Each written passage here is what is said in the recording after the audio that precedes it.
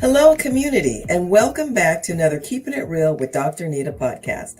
I'm your host, Dr. Anita Polite Wilson, C-Suite Trusted Advisor, Elite Team Strategist, and Board Director, preparing businesses to navigate culture, complexity, and change. February is here, and as we step into Black History Month, we find ourselves reflecting on the past, engaging with the present, and envisioning a more inclusive future. Today, I want to unpack a topic that has sparked much discussion, debate, and even division in recent years: diversity, equity, and inclusion, or DEI. What does DEI truly mean, and why has it become such a divisive term? Let's start with the basics. DEI at its core is about creating spaces where everyone has an equitable chance to succeed, where differences are valued as strengths, and where inclusion becomes the foundation of how we work together. But as the term has gained prominence, it's also attracted pushback. For some, it feels like a political agenda. For others, it's been co-opted into buzzwords that lack real action. So what's behind the resistance? Many argue that we've always had DEI, just under different names. If you think about it, every effort to address inequality, from civil rights movements to workplace fairness initiatives, has roots in what we now call DEI.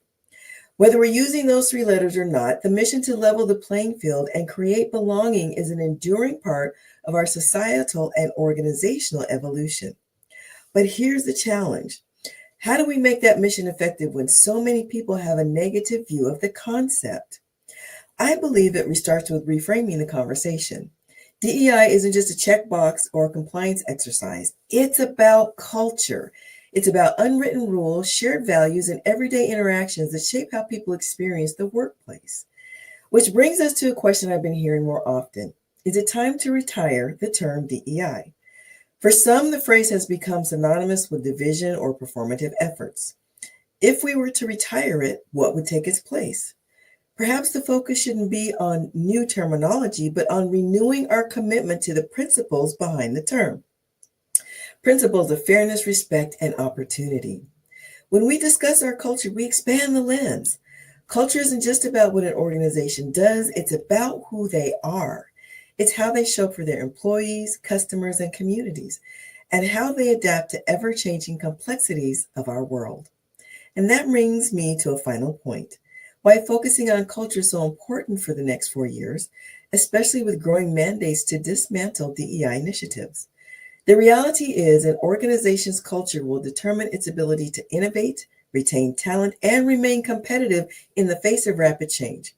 Whether or not they call it DEI, organizations that prioritize inclusion and equity as part of their culture will be the ones that thrive. So as we reflect this month on the legacies of those who fought for justice and equality, let's also challenge ourselves to think about the legacy we want to leave behind. What kind of workplaces, communities, and world do we want to build? This isn't just a conversation about terminology. It's about transformation. It's about reimagining what's possible when we center humanity in our work. And if we can approach this journey with open hearts and a willingness to learn, I believe we can create something truly extraordinary. This month on Real Conversations from the C-Suite, my guest is Britt Hogue, founder and CEO of The Collective Good. With over 20 years of experience working across the social, public, and private sectors as a leader and facilitator executing organizational transformations as a manager of global teams at Thomson Reuters, an influential data and analytics firm, she started The Collective Good. Now she leverages her corporate strategy and change management skills for societal good. Britt approaches her work with a motto of humanized strategy. A trusted partner to leaders and teams, she equips mission-driven programs with business models that sustain and scale impact. Over the course of our conversation with Britt, we're going to dig a little deeper into the areas I've outlined above. First, we'll discuss what DEI really means and why has it become divisive. Next, we'll explore the possibility that DEI has always existed under different names. Then we'll consider whether it's time to retire the term DEI to avoid people being triggered while still making space to do the work. Finally, we'll discuss why culture will be the key to an organization's ability to thrive in 2025. Please join me for this timely real conversation from the C-Suite with my guest, Britt Hogue, founder and CEO of The Collective Good. If this podcast was helpful to you, please share it with your network by reposting and adding your own comments. Our community is a learning community, and I value your voice. In the meantime, please stay in the flow with me by following, liking, and oversharing any podcast that helps you reframe hot topic conversations from difficult to different.